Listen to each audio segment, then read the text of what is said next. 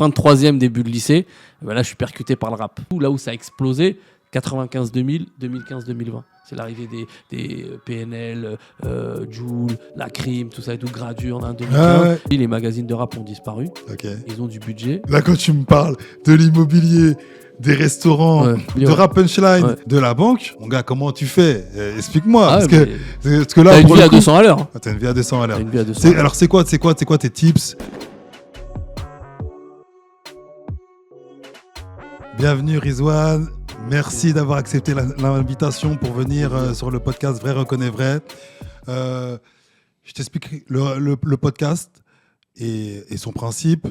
L'idée, c'est de recevoir des personnes qui sont parties de zéro et qui aujourd'hui entreprennent, ont des réussites, ont des succès. Et c'est ton cas.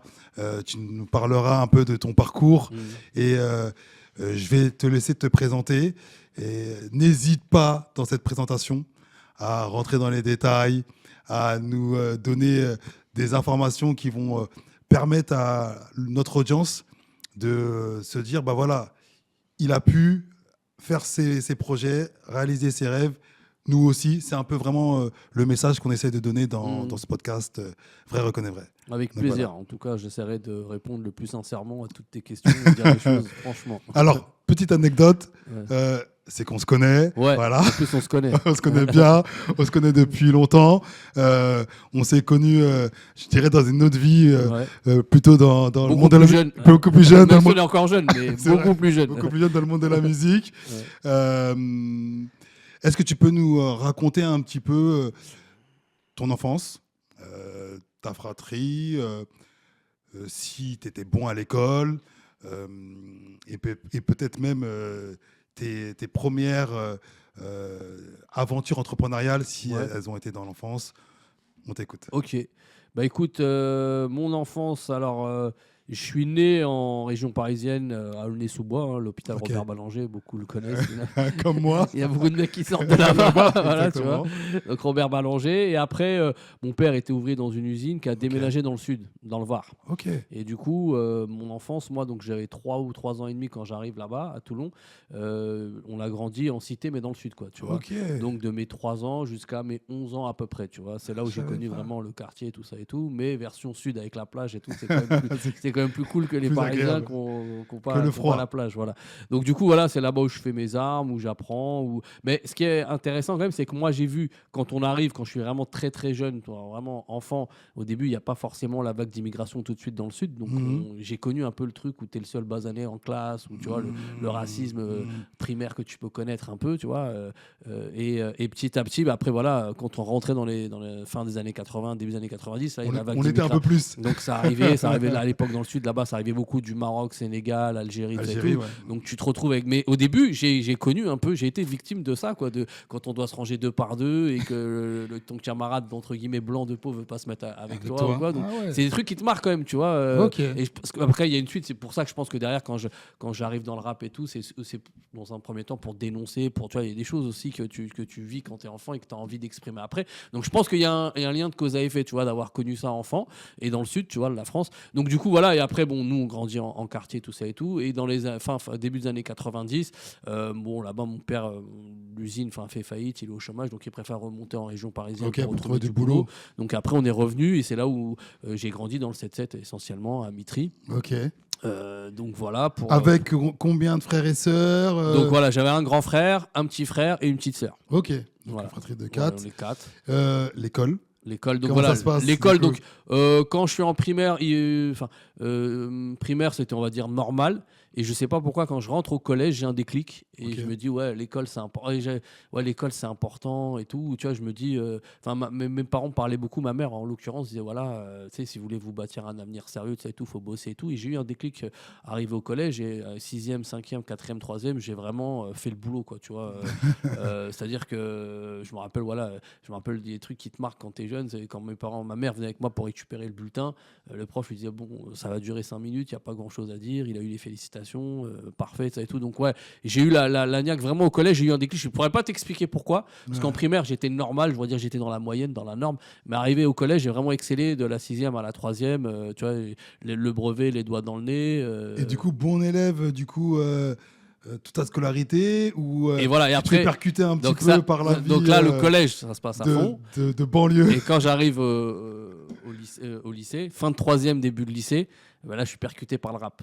Ah, ok. Tu vois, le rap te percute. Et j'étais en classe, j'ai fait un podcast avec lui aussi, c'est un mec que tu connais, Jean-Léon de la Night. Bien sûr, Jean-Léon. Tu connais le personnage.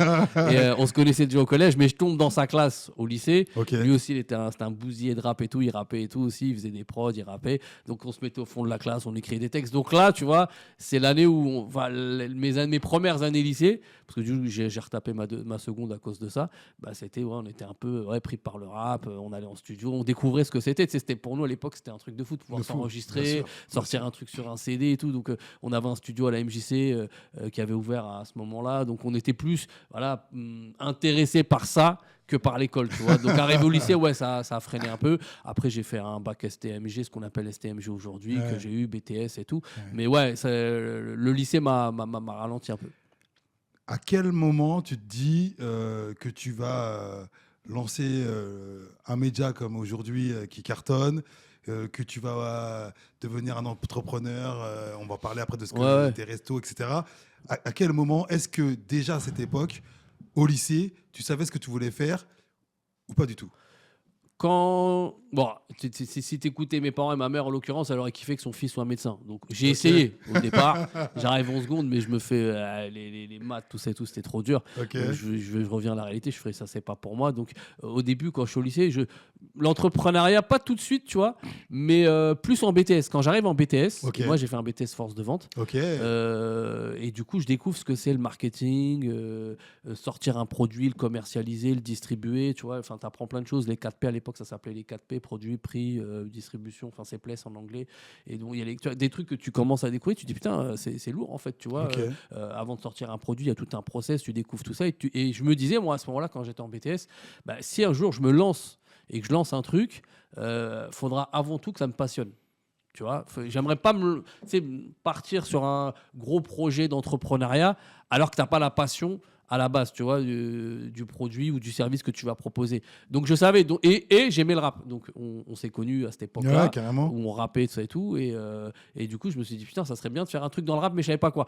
Je savais à ce moment-là que j'allais pas percer dans le rap. Donc je faisais du rap par passion et tout. Tu vois. Quoi que toi, t'étais bon, je dis pas que j'étais pas bon, mais t'avais ton truc. Moi, voilà, je faisais mes textes, mes trucs, mais j'étais bon en freestyle, et tout. Mais de là à faire un album, un truc qui touche un public et tout, je savais que c'était pas pour moi, c'était de la passion et tout. Mais je me disais, putain, ça serait bien de faire un truc entre rap et enfin un truc par rapport au rap. Et du coup, quand j'ai mon BTS, je rentre dans le marché du travail et la banque, tu vois, en l'occurrence, je décroche un peu, j'écoute moins de rap et je rappe même plus du tout. Mais à côté de ça, j'ai mon petit frère qui fait son groupe de rap, tu vois. Et c'est eux qui viennent me chercher en me disant, ouais, on a besoin d'un mec pour nous manager, nanani, nanana. Donc j'avais aucune expérience et je me suis dit, bah tiens, pourquoi pas, tu vois, sortir un album de rap, c'est déjà par rapport à ce que j'ai vu en BTS, et c'est un produit que tu vas sortir. Donc j'ai dit, ça me passionne. C'est un truc intéressant et c'est là où je fais mes premières armes, c'est parce que je dis manager, mais on était manager producteur et on a fait ça en famille, c'est-à-dire que c'était mon grand frère et moi, les producteurs managers, et mon petit frère et son pote, les rappeurs. Donc on était 4 et on investissait, mon frère et moi, sur le groupe. Alors je t'interromps 2 secondes. Quand vous commencez à lancer ce projet, vous partez du principe que vous allez monter une boîte de prod ou c'est juste des frangins qui se disent on va pousser notre frère, peu importe le moyen, on va essayer? Ouais, alors on n'était pas structuré. C'est ça que je veux savoir. On était vraiment en total indé et c'est de l'argent qui sortait de nos poches, mais on n'était pas structuré. On n'était pas structuré, on n'a pas monté de boîte et on n'était même pas. On avait une association, mais c'était autre chose, c'était plus pour de l'événementiel sur la ville et tout. On faisait de l'événementiel avec la sauce, mais on ne s'est même pas servi de la sauce, on n'a même pas gratté de subventions, rien, c'est de nos poches. On met temps, on part de temps et on investit. Donc on paye les séances studio, on paye les ingés, on paye les clips. Donc tu commences à investir, tu vois. Bien sûr. Donc il y a un coût de revient et derrière tu te dis l'album c'est tant. Tu cherches donc une fois que tu as le produit, parce que on conceptualise un album autour de leurs valeurs à eux en tant qu'artistes qu'ils veulent. Donc c'était la voix du peuple, donc c'était un truc vraiment engagé, tout ça. C'est pour ça que je te disais tout à l'heure, tu vois, c'est normal que quand tu vis des choses derrière, même mon petit frère et son pote, ils suivent le truc et tout. Donc la voix du peuple, donc voilà, il y a un concept, on représente le peuple, donc il y a des morceaux qui se font autour de ça, les featuring aussi sont choisis autour de ça. Et on arrive à avoir de bons featuring. À l'époque, on avait fait poser Jekyll des 2 balles sur l'album. Il y avait l'Escadrille, il y avait Larsen, c'était les voisins, et il y avait Sikou MC qui à l'époque était vraiment en train de décoller. Lui était du côté Foulek, Empire, Rof, tout ça et tout. Voilà, il envoyait bien à cette époque-là, et on était parti le voir parce que le groupe qu'on manageait aimait bien ce qu'il faisait. Donc derrière, on avait été voir son manager et tout, on avait réussi à avoir le featuring. Alors, je t'interromps parce que tu nous as parlé de ton BTS. En général, quand les gens sortent de ce BTS-là, pour la plupart, moi, je les imagine un petit peu, c'est l'agent immobilier avec sa sacoche, avec sa paire de pompes, et on n'a pas l'impression qu'ils ont pu acquérir des skills, des compétences. Et en fait, toi, tu es en train de me dire qu'en fait, tu as réussi à convertir finalement tes cours, ou encore le peu de connaissances, on ne va pas se mentir, le BTS, c'est pas non plus la folie, surtout les BTS à l'époque. En quelque chose qui va te permettre de le porter pour ton projet. Tu as grave raison dans ce que tu dis. Mais nous, le BTS que j'ai fait, on avait eu un prof.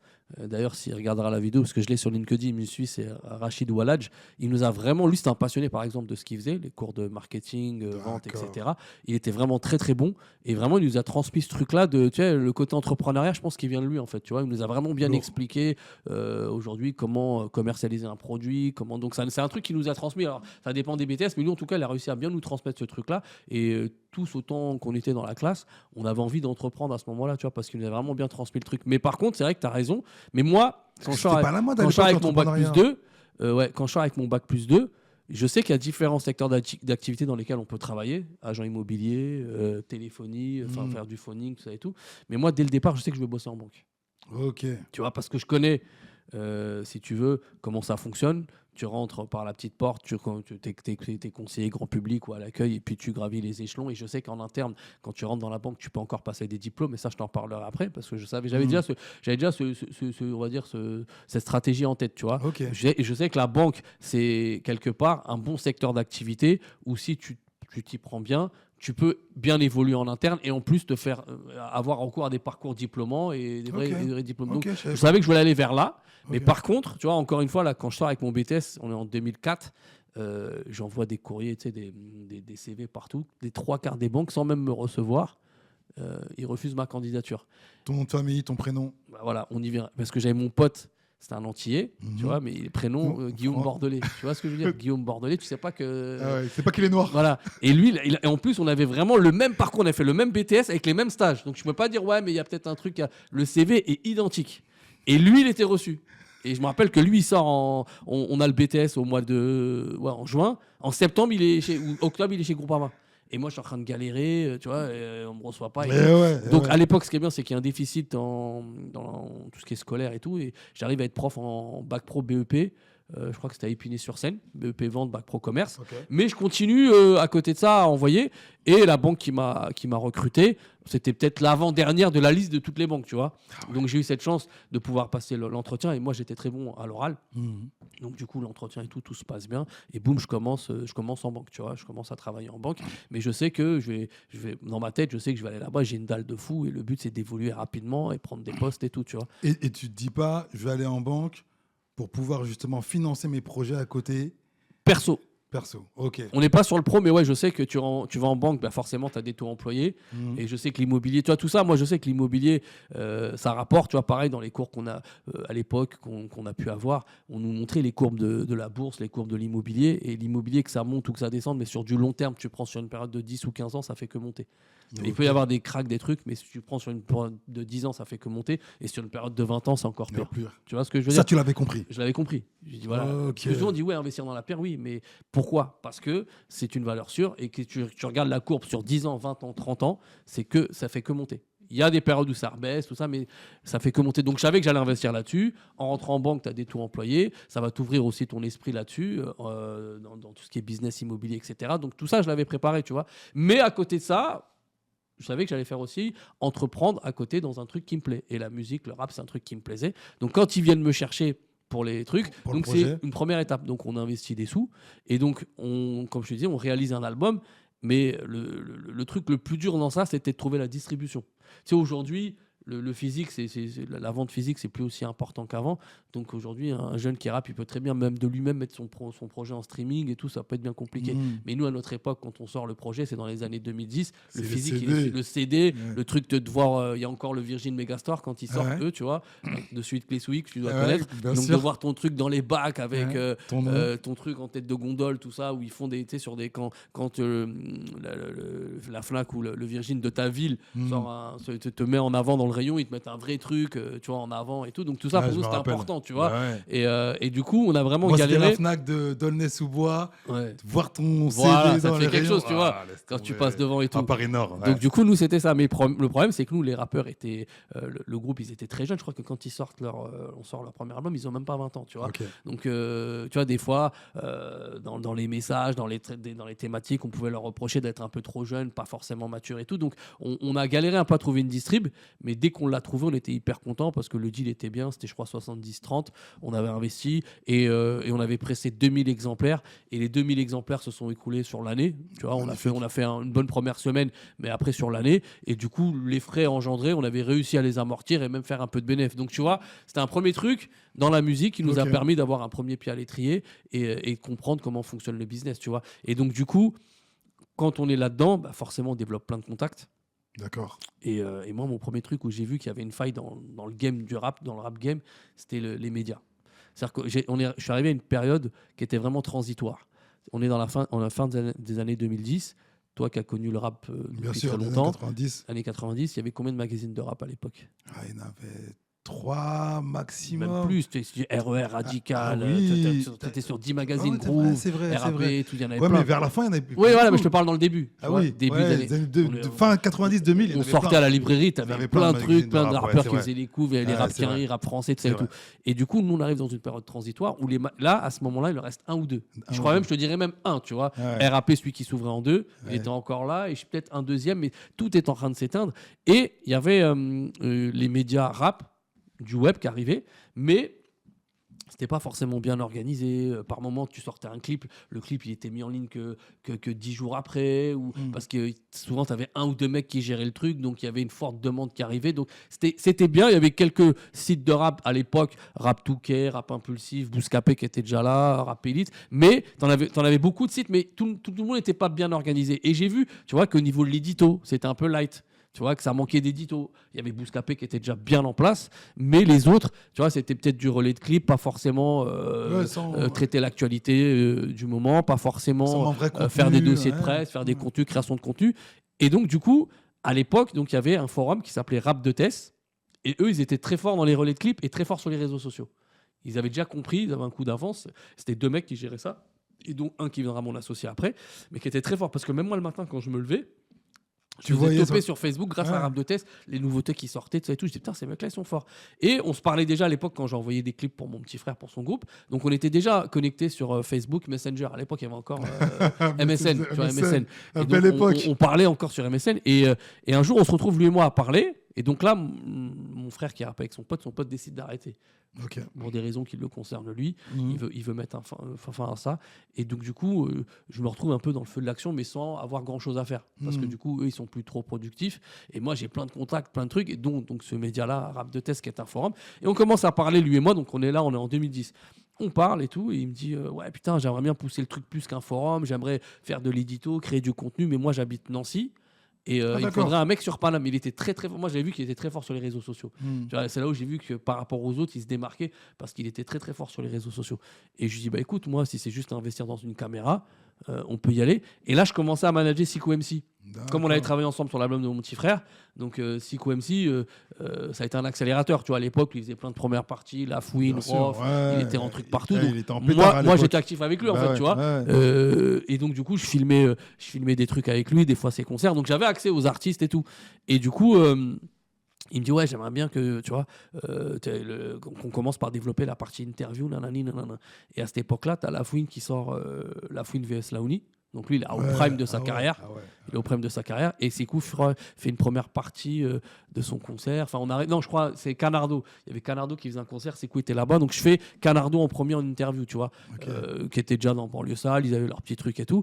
Et de là, tu sais, je vois que c'est facile d'interviewer, je sors la caméra. Et lui, justement, il nous donne des infos sur La Fouine vs Laouni qui n'étaient pas encore sorties, mais des infos exclusives. Et notamment, je crois, sur des featuring, il avait annoncé qu'il y allait avoir le feat Rof La Fouine, tu vois. Enfin, on avait une exclue par rapport à Canardo et on voyait avec l'arrivée des réseaux sociaux l'impact que ça pouvait avoir quand tu avais une exclue, que derrière ça allait tourner à mort. Et donc du coup, même si c'était Canardo, je dis pas que, tu vois, à côté de La Fouine, tu vois, La Fouine c'est La Fouine, mais Canardo, avec l'info qu'il nous donnait, qui parlait de l'album, ça a fait un buzz de fou par rapport à nous. Et du coup, on a vu l'impact que ça avait. Et là, à partir de là, je dis vas-y, tous les artistes que je peux faire, je vais essayer de les faire. Et du coup, tu vois, par mon... Alors du coup, attends, je t'interromps. Là, tu te dis quoi?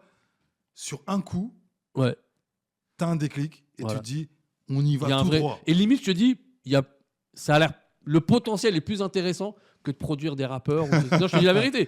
Parce que je vois qu'il y a un vrai truc qui se passe. Ok. Tu vois, que produire le mec de son quartier, là en l'occurrence mon petit frère et tout, parce que tu y crois, tu sais, pour le kiff, mais tu sais pas forcément, tu sais, entre le nombre de rappeurs qui produisent bien sûr. Et combien vont passer le truc. Le peu qui réussit. C'est compliqué, tu vois. Mais là, comme les joueurs de foot. Mais là, tu vois que tu as déjà un pied dedans. T'es dans les bons endroits au bon moment et tu peux en sortant ta caméra ramener une exclu et tout. Donc j'ai dit là il y a un vrai truc à faire. Et à partir de là j'ai fait jouer tous mes contacts. Tu vois, par exemple on connaissait déjà les 2 balles et tout. Les 2 balles ils étaient à ce moment-là ils avaient fait le 2e album du Bissau et ils avaient fait une tournée en Afrique et ils tournaient avec La Fouine. Donc du coup moi j'ai parlé directement avec DOC et je dis ouais je sais que vas-y y a pas de souci. Boum il appelle Momo le manager de La Fouine. Il dit ouais il y a mon gars il a besoin de vous. Il sort son média. Il est en train de se professionnaliser. Il faut lui donner une interview pour La Fouine vs Laouni. Et du coup grâce à tu vois, lui, ça lui mange pas de pain. C'est un coup de fil. Et puis lui, ça lui permet de faire de la promo. Voilà. Et à l'époque, comme les réseaux sociaux étaient en train au début, voilà. Lui... Donc j'étais là au bon moment et au bon endroit. Tu vois, après, c'est une question de timing. Il y a un facteur chance aussi. Mais à ce moment-là, comme je dis, les magazines étaient en train de disparaître. Les médias, il y en avait, mais tout le monde n'était pas structuré. Nous, on arrivait avec les réseaux sociaux. Donc, du coup, même un La Fouine, quand tu l'appelles pour dire, ouais, il y a Rap de Test, ils veulent te faire en interview, regarde, ils ont tant sur leurs réseaux sociaux, nanana, le mec, il va pas dire non, en fait, parce que c'est tout bénef. Et donc, du coup, c'est ça, en fait, c'est d'arriver. Tu fais un peu le commercial parce que tu vends ton média pour avoir l'édito, un bel édito d'un artiste ou quoi, mais c'était pas compliqué en fait, tu vois. Et du coup là je fais La Fouine, Soprano, je fais tout le monde en fait. Et c'était quoi? C'était des posts sur Facebook, c'était un site internet. Donc c'était voilà. Donc mon associé qui aujourd'hui lui il s'occupait exclusivement de faire l'édito article écrit toute la journée, donc une équipe de rédacteurs et il balance sur les réseaux sociaux. Moi mon taf c'était de ramener des gros contenus exclusifs, interviews au freestyle d'artistes. Et ça te mettait un coup de boost direct. Lourd. Tu vois, dès que tu avais une grosse exclue en interview, en plus si l'artiste il disait des trucs, il annonçait des exclus pendant l'interview, et tout, ça allait tourner à mort sur les réseaux et tout, donc ça faisait monter la cote du média en fait. Ok, et toi, tu te professionnalises pas encore, ça veut dire que vous voyez l'opportunité, vous voyez le business, mais c'est structuré déjà, je sais pas moi, vous avez un cabis. Oui, alors là on est en 2010, mais rapidement 2012 on est monté, on est structuré. Okay. Parce que de 2010 à 2012, c'est de l'investissement humain. On passe beaucoup de temps, il n'y a pas forcément de retour sur investissement. C'est ce que j'allais dire. Mais comment tu gagnes de l'argent du coup? Parce qu'au début, tu y crois. Tu dis mon média, je vais le monter en haut et je sais que derrière, je vais vendre des packs marketing. 2 ans à travailler sans rien. Et tu vois, en plus, à ce sans moment-là, ouais, c'était chaud. Retour, et ma femme était enceinte du deuxième.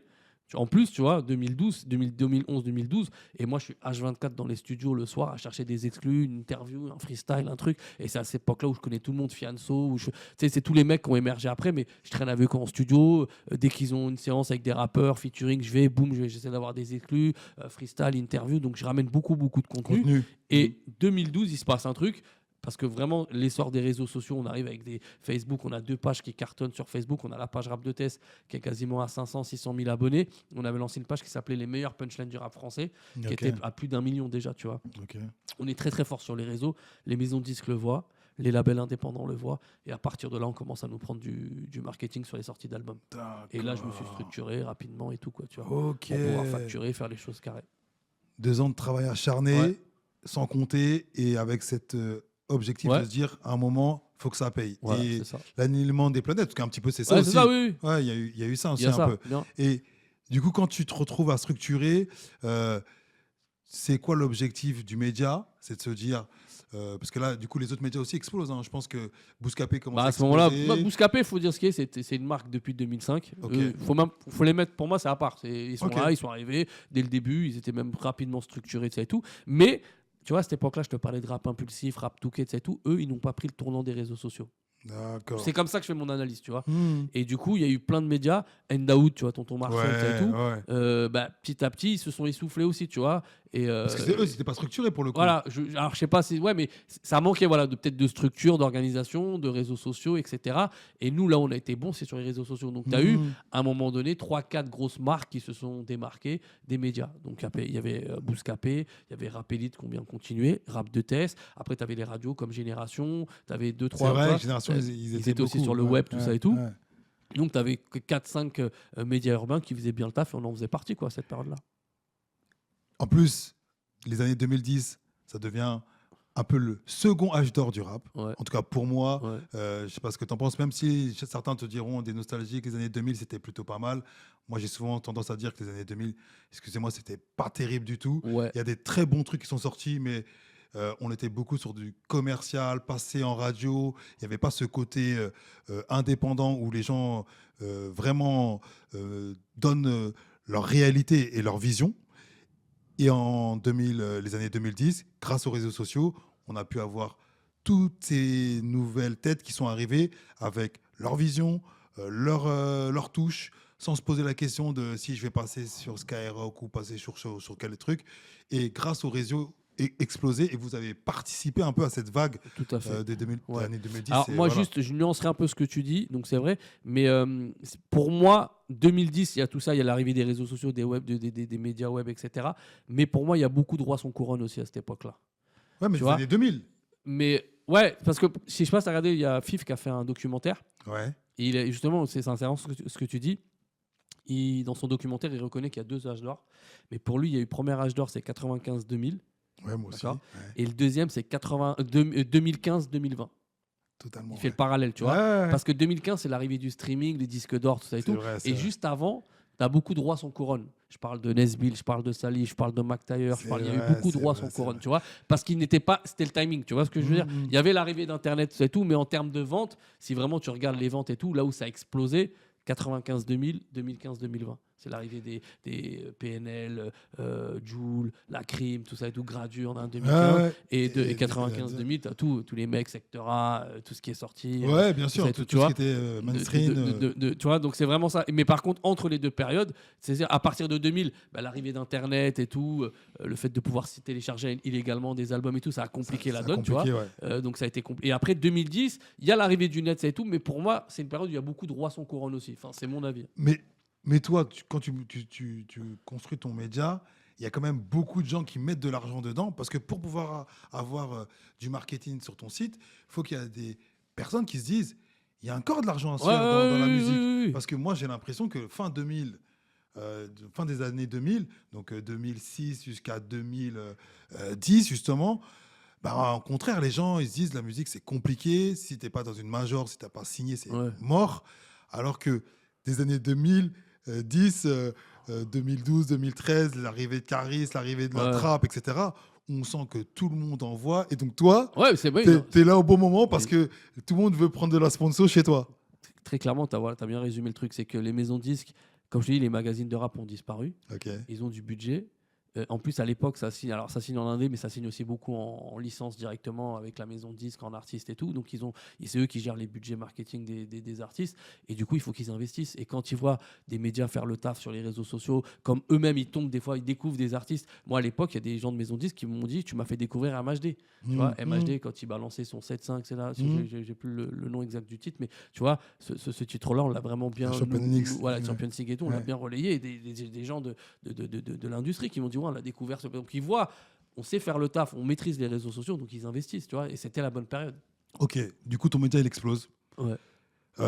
Comment ça se passe pour toi? Tu structures des salariés, tu décides de créer du coup des marques en plus que du coup Rap Punchline ça arrive à ce moment-là aussi. Ouais. Comment ça se passe pour toi? Parce que du coup tu as toujours ton activité salariée. Ouais. Et en même temps, tu vois, ce qui est intéressant, tu vois, tout arrive en même temps, comme tu parlais des alignements de planètes. À ce moment-là, je passe conseiller pro. Donc, je suis vraiment le nez dedans. Sur les bilans, comment gérer une société, la masse salariale, les charges, tout ça, je suis dedans. Tu vois ce que je veux dire? Donc, je sais, je vois des boîtes couler.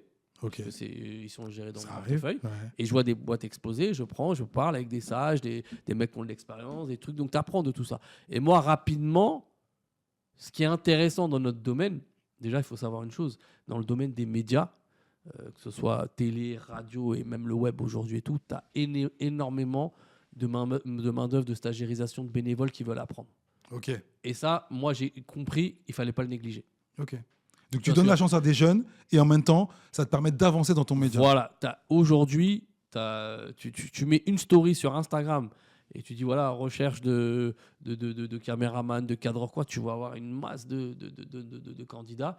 Et dedans, il y en a même qui ils vont te dire, ouais, nous, c'est juste pour un stage, pour l'école, pour truc, pour apprendre, nanani, je veux juste apprendre. Donc déjà, après, à toi de trouver les bons. Mais tu vas pas te fermer de ce potentiel. Tu vas pas charger la boîte en termes de salaire, oui, en termes de... Les cadreurs et tout, on a plein. Juste, ils te disent, ouais, même si je viens pour 6 mois, 1 an, je me fais ma carte de visite. Après, derrière, ça peut me servir. Juste, voilà, faut bien me mentionner sur YouTube, sur trucs, tout ça et tout. C'est important.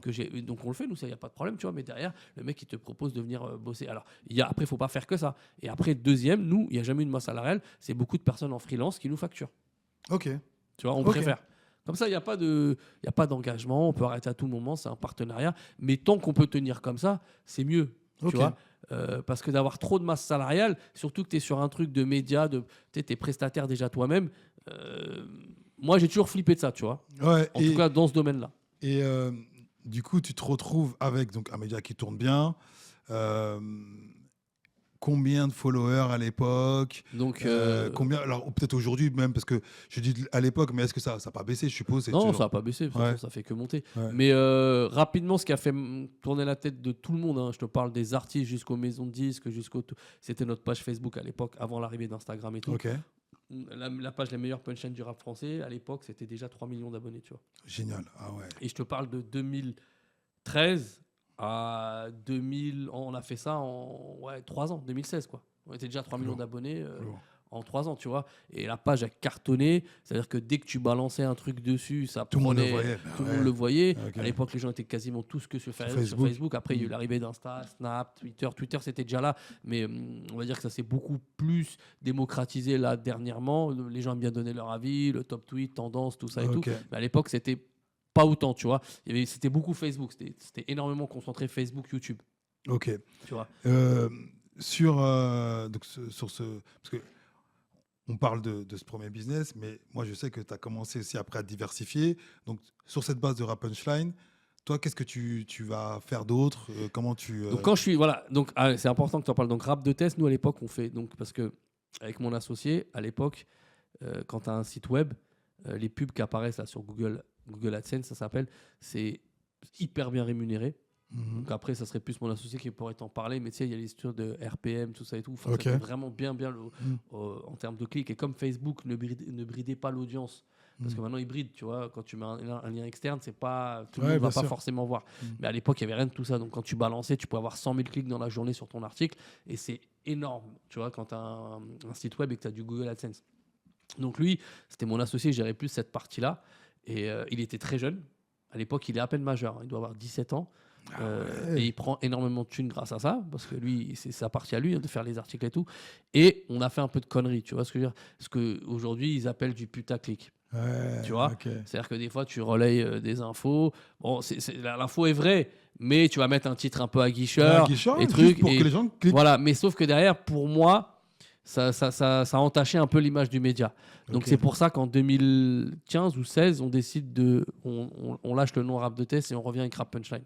D'accord. Par rapport à les meilleurs punchlines qui voilà, et bien. toute la page s'appelle la page, elle s'appelle Rap Punchline. Facebook, tout s'appelle Instagram quand on le lance, c'est Rap Punchline. Tout est uniformisé en Rap Punchline. Mais c'est parce que si tu veux, au début, on a fait trop de presse à scandale ou des trucs et c'était pas forcément. Enfin, entre lui et moi, il y avait divergence. Moi, je le faisais vraiment. J'aimais ramener du contenu, aller interviewer. Et lui, à un moment donné, était tombé dans le truc de ouais, mais tu veux des clics, je veux des clics. Tu vois. Donc après, à ce moment-là, on s'est recentré. On a dit qu'est-ce qu'on fait?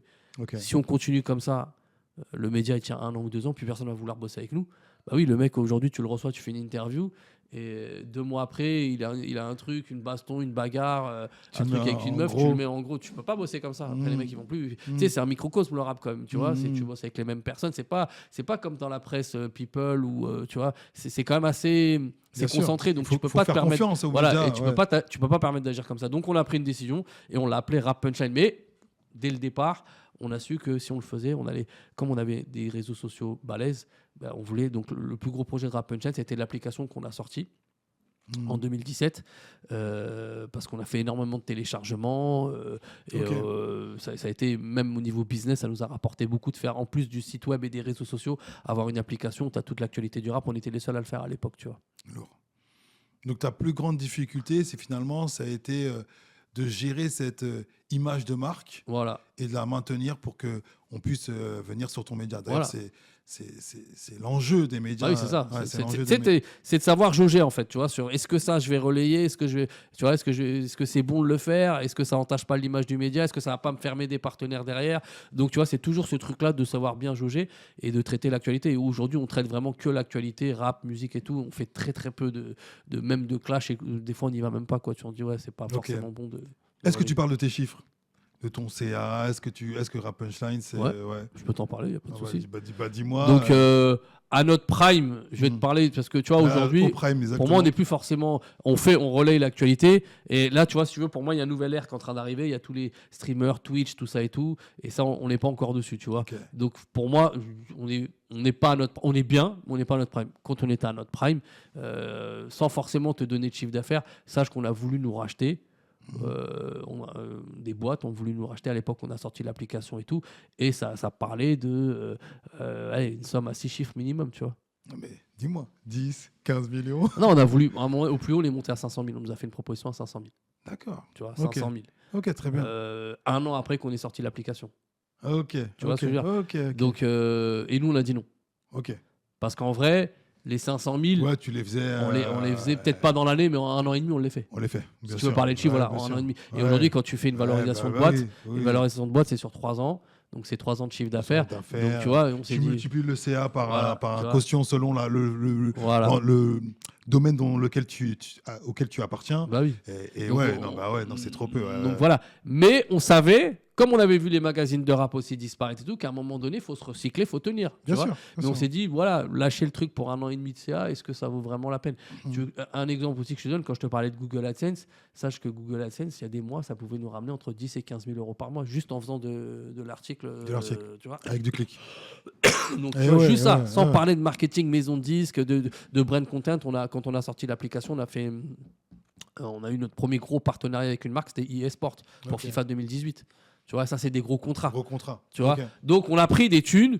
Et ce qui est important de te dire, et ça va peut-être servir de transition, c'est que moi, ces thunes-là, Rap Punchline, c'était mon premier vivier de trésorerie sur lesquels, après, j'ai investi dans d'autres trucs. Ok. Tu vois, parce que moi, je pars toujours du principe qu'un business, tant mieux si ça dure. Mais à tout moment, il peut y avoir une phase de déclin, ça peut ralentir et tout. Et toujours penser au coup d'après, tu vois, et essayer de se diversifier dans ses activités. Du coup, le conseil que tu donnes, hein, c'est de se dire qu'à un moment, quand tu es à ton prime, penser déjà à l'après, et pas se dire, ok, ça va toujours continuer, les arbres montent au ciel. Non, il n'y a pas d'arbres qui montent au ciel. Bah oui. Et là, tu vois, les cours, c'est important. Je vais te parler d'un truc que tu as dû voir toi aussi en cours. On nous parlait de la pyramide de Maslow à l'époque. Je sais pas si tu avais connu. Il faut combler d'abord ses besoins primaires. Après, il faut aller sur besoin d'appartenance, besoin de trucs. Et après, tu arrives sur les trucs de les marques, tout ça et tout. Mais moi, c'est un truc que j'avais en tête. Donc, du coup, quand Rap Punchline était au prime, je rembourse le crédit de ma baraque. Magnifique. Mon toit est payé. Bien sûr. C'est les conseils qu'il faut entendre. Il faut pas se dire, je vais acheter une belle voiture, je vais sortir, je veux partir. C'est à ce moment-là qu'il faut. Je me dis, je structure. Donc, comme j'étais dans les banques, donc déjà, j'avais déjà un peu investi, mais j'avais mal fait. Tu vois, j'avais investi en nom propre. Quand tu investis en nom propre, la charge fiscale est beaucoup plus importante. Et après, en parlant avec des mecs avertis, il me parle de la SCI à l'IS, impôt sur la société, où tu peux, en plus de toutes les charges classiques, tu peux en plus déduire l'amortissement du bien. Et donc, du coup, comme tu amortis l'amortissement du bien, forcément, tu vas quasiment payer plus d'impôts, c'est en SCI. Et derrière, en termes de transmission de patrimoine, etc., c'est mieux. Donc, c'est des choses que... Donc, moi, je solde ma baraque, mais en même temps, je revends tout ce que j'ai à titre perso pour investir sur des projets IMO, sur des trucs plus gros, mais en SCI à l'IS. D'accord, donc tu fais aussi de l'immobilier. Ah oui, donc ça a été mon premier investissement avant de faire mes restos et tout. Ça a été... Rap Punchline m'a servi, tu vois, j'ai récupéré sous forme de dividendes, tout ça et tout, mes trucs, mais pour investir dans l'immobilier. Moi, ce que je trouve super intéressant dans ton parcours, c'est que souvent les entrepreneurs disent ouais, il faut arrêter de travailler à côté, alors que toi, en fait, ça a été ta béquille, en fait. Ouais, bah oui. Ça t'a toujours permis... Mais tout me servait, en fait. Ouais. Tout comme tu parlais, c'est super bien, l'alignement des planètes, tout me servait. Je suis dans la banque, je découvre des trucs, en plus, je peux investir, tout ça et tout. Et de l'autre côté, bah, je commence à monter des petits trucs. Et donc, le premier truc, ça a été mon activité digitale, Rap Punchline, ça et tout. Et à côté de ça, l'immobilier, depuis le début, je sais qu'il faut investir. C'est-à-dire que même avant Rap Punchline, j'ai déjà commencé à acheter des petits apparts, des petits trucs et tout. Mais, tu vois, mais après, rapidement, tu te professionnalises. Quand tu réinvestis dans un truc plus gros, bah, tu as déjà de l'apport plus conséquent, déjà juste en vendant avec les plus-values. Et puis derrière, avec ce que tu récupères de Rap Punchline et tout, donc tu peux investir sur des trucs plus gros. Alors, tu peux partir sur des travaux, tu vois. Ça me fait sourire parce que tu disais que 2013-2012, tu as ta deuxième fille et que du coup, tu t'interroges sur tes soirées que tu passes. Tu te dis, voilà, je suis toujours dans tous les studios. Mais en fait, là, quand tu me parles de l'immobilier, des restaurants... des restaurants, ça arrive après, mais de Rap Punchline, de la banque... Mon gars, comment tu fais ? Explique-moi. Parce que là, t'as une vie à 200 à l'heure. T'as une vie à 200 à l'heure. Alors, c'est quoi tes tips ? Parce que t'as raison, parce que tu peux aller sur un interview de rap et t'as un de tes locataires qui va t'appeler. Ouais, ma chaudière, elle est en panne. C'est des trucs vécus, ça. C'est des trucs vécus. Okay. T'as raison, c'est vrai. Du coup, comment tu gères ça ? Ton organisation, aujourd'hui, comment t'es ? Déjà, moi, t'as vu, souvent, je la remercie en interview, je remercie ma femme. Parce que elle m'a toujours fait confiance. C'est-à-dire que ce soit dans l'immobilier, que ce soit dans Rap Punchline, elle m'a jamais dit ouais, mais tu perds ton temps, ouais, mais ça va rien nous rapporter. Et donc, du coup, elle a géré beaucoup de trucs au niveau de la baraque. Au niveau des gosses, au niveau des trucs, tu vois. Ça, là-dessus, j'ai rien à dire, tu vois, parce qu'elle m'a fait confiance et tout. Donc, déjà, ça, c'est un point en moins. Bien sûr, tu vois. Bien sûr. Après... Tu vois, à l'époque, parce que moi, je suis quand même très famille aussi et tout, à cette époque-là, mes parents sont en pleine forme et tout. Il n'y a pas besoin forcément, tu vois, parce qu'aujourd'hui, j'aime bien passer du temps avec eux aussi. Tu vois, mon père, il est malade pour des fois, les médicaments, les trucs, les rendez-vous, les trucs. Mais à cette époque-là, ils sont très bien. Donc, tu vois, je suis pas forcément... J'ai ma femme qui gère bien la baraque. Mes parents, je peux les voir peut-être une fois dans la semaine, ça et tout. C'est très bien et tout, tu vois. Et après, le reste du temps, je fais mes rendez-vous, nanana. Donc, j'ai beaucoup de temps. Et du coup, ton temps, tu l'organises. Tu sors du boulot, boum, tu rentres chez toi, tu prends une douche, tu prends ta caméra, tu y vas. C'est à 1000 à l'heure parce que tu sors du taf, tu as encore un punchline, tu dois réfléchir peut-être à ton prochain investissement immobilier. On a parlé un petit peu de ce que tu es en train de faire avec les restos. Tu as 2 restos. Du coup, tu as du personnel partout. Du coup, alors, est-ce que tu as des associés ? Tu t'es associé avec qui ? Alors, le premier associé, ça a été donc celui...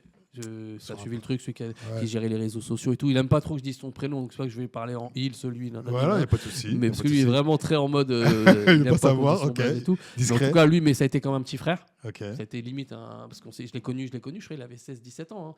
Donc, et puis lui, il avait un grand frère, mais quelque part, son grand frère spirituel d'une autre mère, c'est moi, parce qu'on se parlait, on est H24 au téléphone, donc on va parler de boulot, mais aussi on va parler du perso, il va me confier des trucs, je vais le conseiller. Donc on a une relation un peu fraternelle, c'est bien, c'est en famille. Et du coup, le deuxième truc que je fais en SCI, je le fais avec ma femme. Tous mes projets IMO, c'est avec ma femme. Et le troisième truc, les restos, j'ai toujours été très proche de ma petite sœur.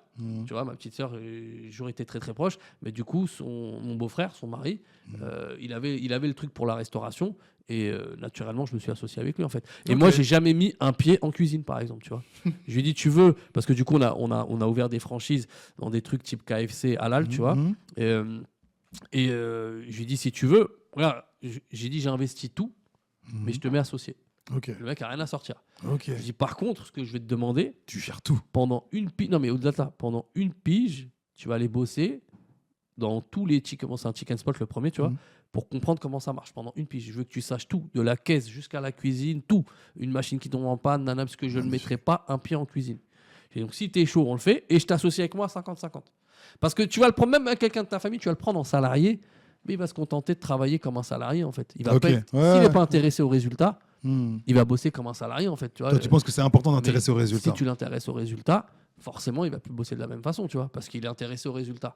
Donc du coup, je lui dis par contre, voilà, j'investis, mais toi, tu te formes pendant. Mais par contre, bonhomme, hein, lui, il m'a dit ouais, mais t'investis, mais je te rembourserai ton investissement au dernier. Et il l'a fait jusqu'au dernier centime. C'est-à-dire qu'une fois qu'il a bossé, avant de se servir lui bien comme il faut au niveau des bénéfices et tout, il m'a d'abord remboursé ce que j'avais moi mis en compte courant d'associé dans la boîte, tu vois. Du coup, tu trouves tes associés dans ton réseau proche, c'est la famille. Après, c'est moi qui suis comme ça. Je dis pas que, mais c'est très important. Parce que c'est. Pour moi, associé, le mot il est fort. C'est associé, vous allez prendre des risques ensemble, tu vois. Bien sûr. Et tu peux pas prendre des risques avec n'importe qui. Ok, mais c'est important. Tu vois, et pareil, parce que à travers mon expérience en banque, souvent j'ai vu des soucis parce que déjà entre associés, et des fois c'était des potes d'enfance, hein. Et des fois c'était même des frères, hein. Même des frères. Hein. Mais quand tu vois, il y a une expression qui dit l'argent révèle le vrai visage des gens. En fait. Mais c'est ça, hein, donc il faut pas s'associer avec n'importe qui, n'importe comment.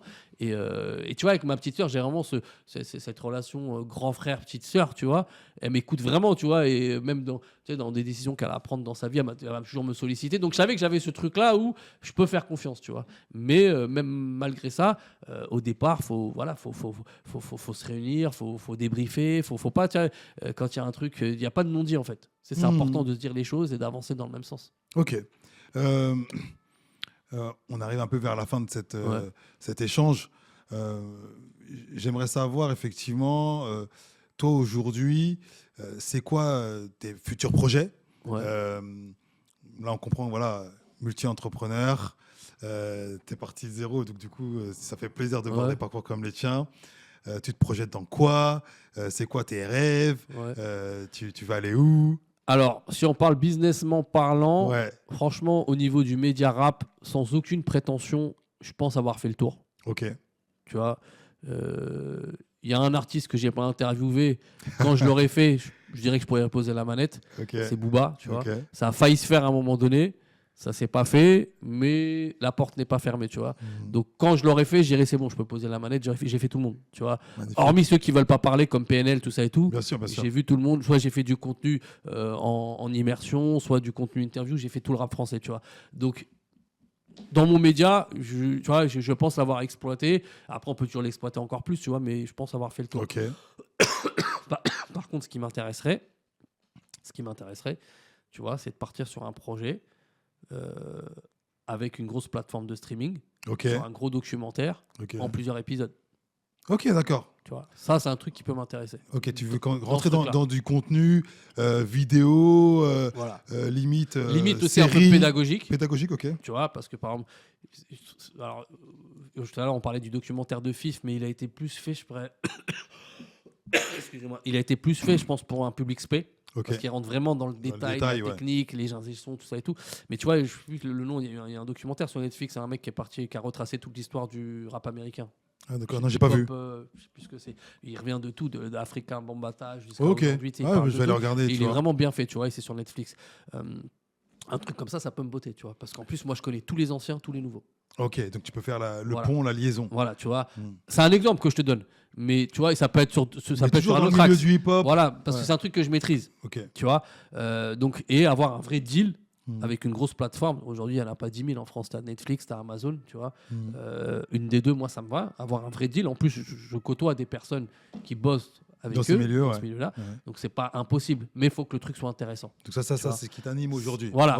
Au-delà de rap punchline et tout, c'est un truc qui peut m'animer. Et du coup, dans tes investissements, dans tes projets, dans la restauration, tu vois, par exemple, pourquoi pas rentrer dans les parts de ma franchise. D'accord.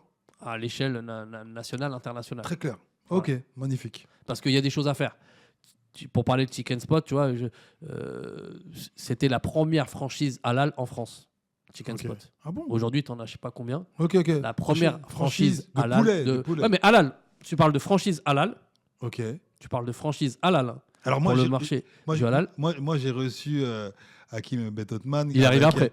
Ah ouais? Il est arrivé après. D'accord, ok. Chicken Spot, c'est 96 ou 17. D'accord, ok. Je crois qu'il est arrivé dans les débuts des années 2000 pour moi. D'accord. Sa franchise, tu vois. Mais qui arrive en France et qui sont structurés, ça veut dire qu'ils arrivent avec un vrai concept. Tous les restaurants ont le même design, packaging, tout ça et tout. Tu me parles quelque chose. J'ai bien compris. Chicken Spot, c'est les premiers. Mais sauf qu'ils se sont trop ils sont trop restés sur leurs acquis en fait. Tu vois, ça venait d'Angleterre. Chicken Spot, c'est une franchise qui vient d'Angleterre à la base. Okay. C'est des Pakistanais d'Angleterre qui ont ramené ça en France. Donc ils avaient déjà un coup d'avance parce qu'en Angleterre ça existait déjà. Bien ça, sûr. Donc ça arrive en France et justement eux là-bas, les wings etc. Ça devenait tellement pas cher que c'était plus intéressant de faire des franchises de ça là-bas en Angleterre. Mais lui, il ramène ça en France et ça cartonne, tu vois. Et au début, il a un ralentissement parce que KFC, il communique de façon pas officielle que c'est halal, c'est pas halal, donc ça lui met un coup de frein. Mais derrière, boum, une fois que c'est officiel que c'est pas halal, tout le monde revient et Chicken Spot était déjà bien en place et tout. Donc, si tu veux, ils avaient, c'était connu, mais aujourd'hui, ils n'ont pas fait le travail, pour moi, sur les réseaux sociaux, sur tout ce que font aujourd'hui les Géladal, tous les nouveaux franchiseurs actuels, Chicken Street, enfin, il y en a plein, Otakos, Poulet braisé. Tu vois, tous ces trucs-là, eux, ils sont très forts sur les réseaux. Donc, et eux, en plus, ils m'écoutent. C'est-à-dire que le boss de Chicken Spot, il parle avec moi. Ok. Le PDG, il parle avec moi. C'est un projet qui te branche. Okay. Alors, je dis pas sûr, mais demain, si on m'écoute, si on voilà, il y a ma vision, il y a mon truc, pourquoi pas, tu vois. Mais il y a un vrai travail à faire là-dessus parce que eux, dès le départ, ils ont pas pris ce tournant-là en fait. Ils sont restés sur l'image de marque, tout le monde nous connaît, nanani. Mais à un moment donné, il faut s'adapter aussi. Il faut s'adapter à le temps. Ok. Bah, merci en tout cas. Ouais. Avant de terminer, est-ce que tu as un film, une musique ou un livre qui t'a permis de te motiver dans toutes ces années où tu nous disais que c'était chargé, tu étais à droite, à gauche, que tu peux nous donner. En plus, tu gères le média de rap qui écrit les phrases et les punchlines. Il y en aurait deux. De musique. Il y aurait deux films. Ah, deux films, c'est deux films. Enfin, ouais, film et série. Okay. Le premier, moi de toute façon je suis un grand fan, grand, et j'espère le rencontrer un jour parce que c'est possible, c'est Denzel Washington. Ouais. Tu vois, Denzel Washington. Là, et il y a deux films qui m'ont... il y en a plein, hein, mais il y a Malcolm X. Okay. Et le deuxième, je dirais American Gangster. Okay. Frank Lucas qui au début est rien, et puis derrière... Et ces films-là, ils t'ont Frank Lucas, l'histoire de Frank Lucas, c'est et tout, c'est un peu ça, le mec qui part de rien, au début, on le calcule pas et tout, puis il prend du galon et ça devient quelqu'un en fait, tu vois. Okay. Donc, il y a lui, mais après le deuxième... qui m'a vraiment, et là c'est récent, c'est Snowfall. Ok.